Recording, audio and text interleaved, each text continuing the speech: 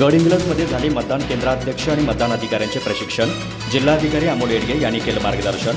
2 दिवस चाललेल्या शिबिरात सुमारे 800 अधिकारी कर्मचाऱ्यांचा सहभाग.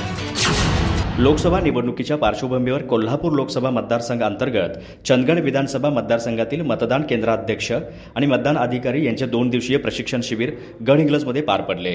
4 सत्रात बोलवण्यात आलेल्या या शिबिरामध्ये सुमारे 800हून अधिक अधिकारी कर्मचारी यांना प्रशिक्षण देण्यात आलं.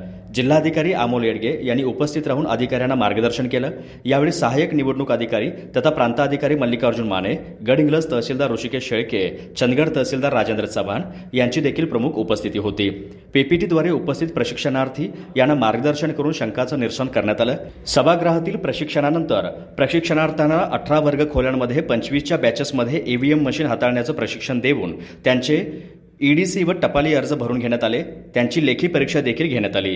प्रशिक्षणाचे नियोजन ईव्हीएम मशीनचे नोडल अधिकारी हेमंत कामत, नियोजनाचे नोडल अधिकारी राजेंद्र यादव, पोस्टलचे नोडल अधिकारी अमित गराडे आदींसह त्यांच्या पथकातील तलाठी, मंडळ अधिकारी आणि इतर कर्मचारी यांना केले. प्रशिक्षणार्थींच्या हजेरीकरिता 11 टेबलावर स्वतंत्रपणे व्यवस्था करण्यात आली होती.